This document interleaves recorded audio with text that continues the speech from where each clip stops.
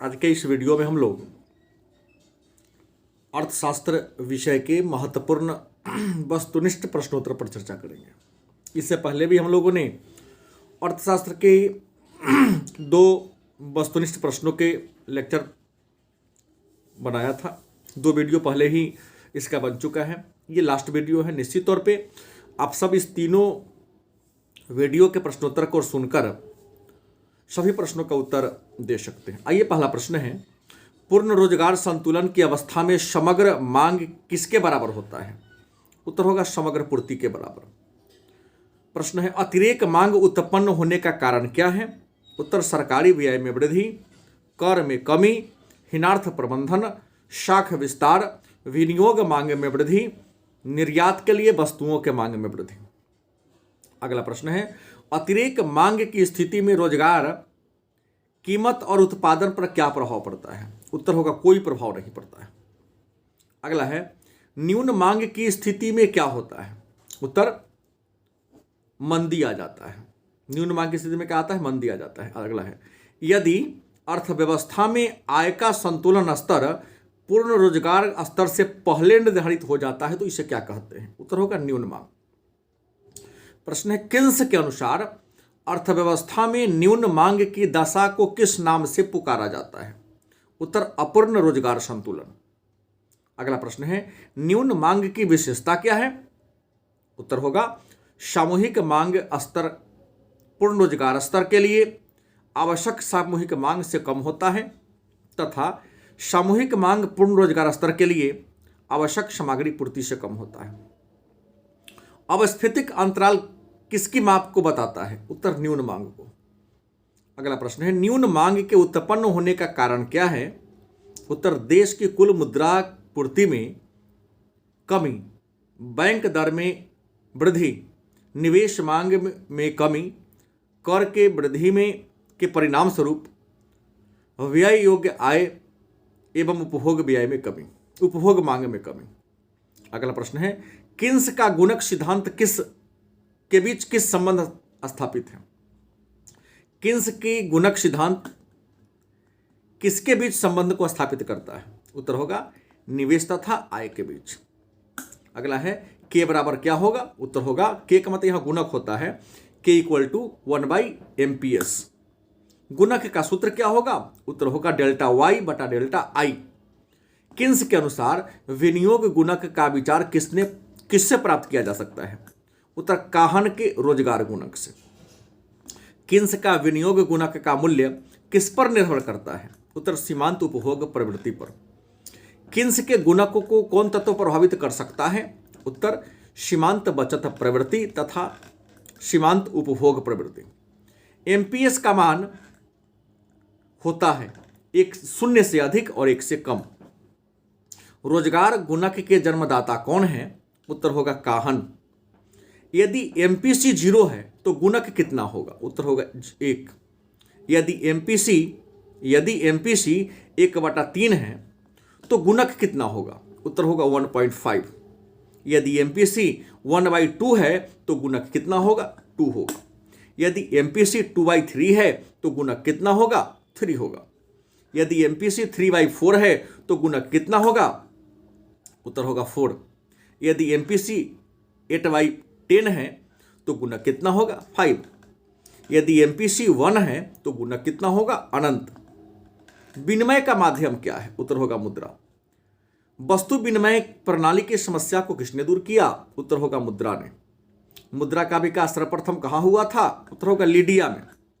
मुद्रा के विकास के कितने चरण हैं? उत्तर होगा 6। मुद्रा की परिभाषा को कितने वर्गों में बांटा गया है?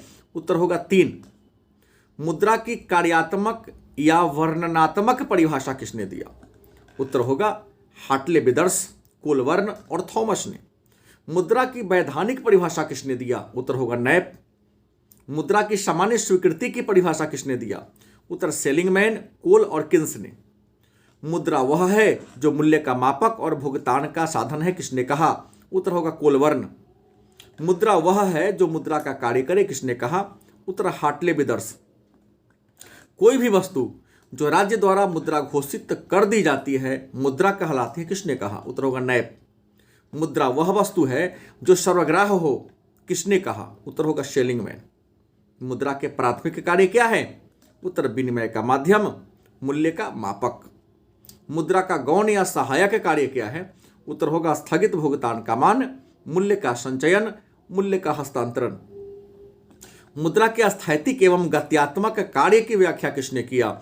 उत्तर होगा पॉल एंजिंग। प्रकृति के आधार पर मुद्रा के कितने प्रकार हैं? उत्तर होगा 2, वास्तविक मुद्रा और हिसाब किताब की मुद्रा। सामान्य स्वीकृति के आधार पर मुद्रा के कितने प्रकार हैं? उत्तर होगा 2, विधिग्राह्य मुद्रा और ऐच्छिक मुद्रा। विधिग्राह्य मुद्रा के उदाहरण हैं, मैंने कौन कानूनी मुद्रा है जिसको आप लेने से इनकार नहीं कर सकते हो? उत्तर होगा रुपया, पैसा और सभी प्रकार के कागजी नोट।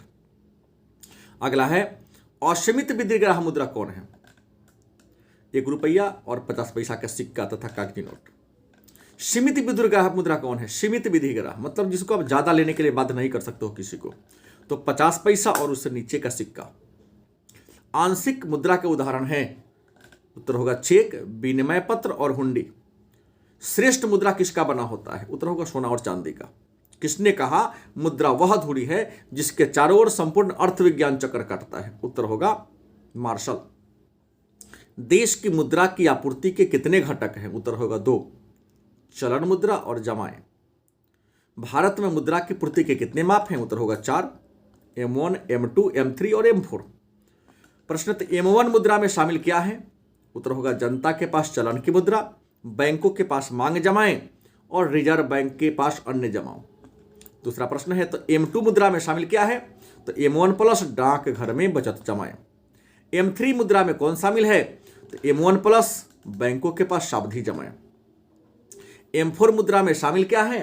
तो M3 प्लस डाक घर के पास बचत जमाएं, NSC को छोड़कर। अगला प्रश्न है सबसे तरल मुद्रा कौन है? उत्तर होगा M1। किन्स के अनुसार मुद्रा की मांग कितने उद्देश्य की जाती है? उत्तर होगा 3 उद्देश्य से। बैंक शब्द की उत्पत्ति किस भाषा से हुई है? उत्तर होगा जर्मन और इटालियन भाषा से। बैंक ऑफ वीनस की स्थापना कब हुई? उत्तर 1175 में। आधुनिक बैंकिंग प्रणाली की शुरुआत कब मानी जाती है? उत्तर 17वीं शताब्दी में। बैंक ऑफ इंग्लैंड की स्थापना कब हुई? उत्तर होगा 1694 ईस्वी में। कराउथर के अनुसार बैंक के कितने पूर्वज हैं? उत्तर होगा 3, व्यापारी, महाजन और सुनार। व्यापारिक बैंक का प्राथमिक कार्य क्या है? उत्तर जमा स्वीकार करना, ऋण देना और शाखा का निर्माण करना।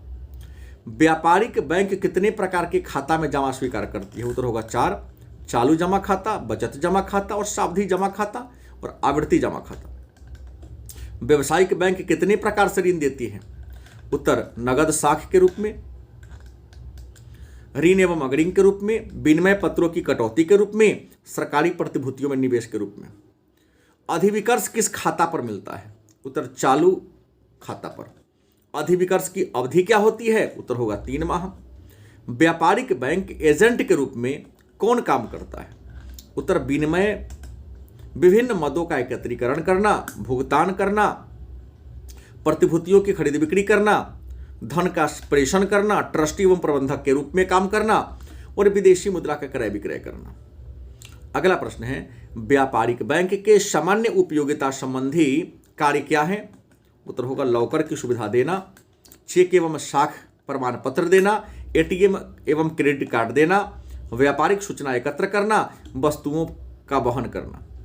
किसने कहा बैंक केवल मुद्रा जुटाने वाली संस्था नहीं है बल्कि यह मुद्रा का सृजन करता भी है? उत्तर सीयर्स। प्राथमिक जमा अर्थात बैंक की जमा के कितने प्रकार हैं? उत्तर 2, प्राथमिक जमा और गौण जमा। ATM का पूरा नाम लिखे। उत्तर होगा ऑटोमेटेड या ऑटोमेटिक टेलर मशीन। किसे जनता का बैंक कहते हैं? उत्तर होगा व्यापारिक बैंक को।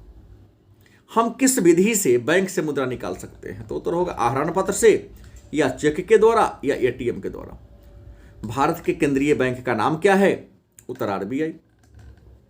किसने कहा केंद्रीय बैंक वह बैंक है जो देश की बैंकिंग प्रणाली के शिखर पर होता है? उत्तर होगा डी कॉक।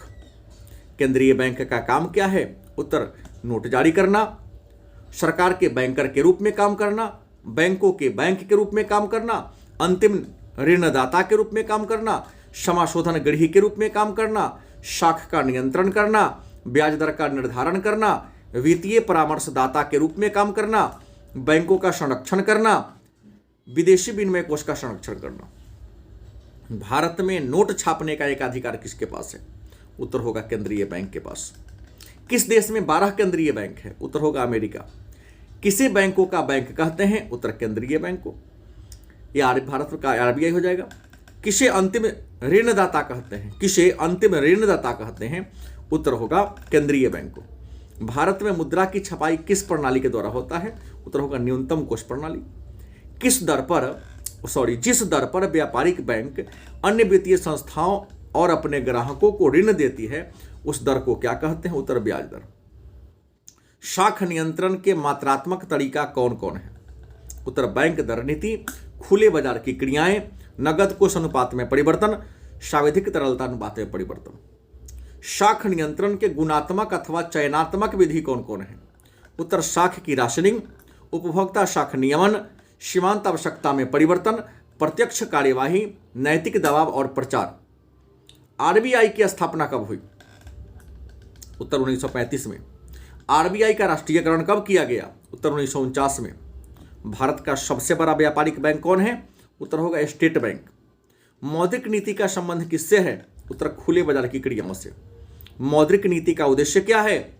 उत्तर होगा उत्पादन एवं रोजगार में वृद्धि करना, विदेशी विनिमय दर में स्थिरता लाना, मूल्य में स्थिरता लाना। शाख मुद्रा का विस्तार होता है। उत्तर जब CRR घटता है। अगला है प्रथम नरसिंहम समिति का गठन कब किया गया? उत्तर 1991 में। गोईपोड़िया समिति का गठन कब किया गया? उत्तर 1990 में। दूसरी नरसिंहम समिति का गठन कब किया गया? उत्तर 1998 में। बर्मा समिति का गठन कब किया गया? उत्तर 1999 में। ग्राहक योजना कब लागू की गई? उत्तर होगा 1995 ईस्वी में। तो ये रहा इकोनॉमिक्स के कुछ अति महत्वपूर्ण वस्तुनिष्ठ प्रश्नोत्तर। धन्यवाद।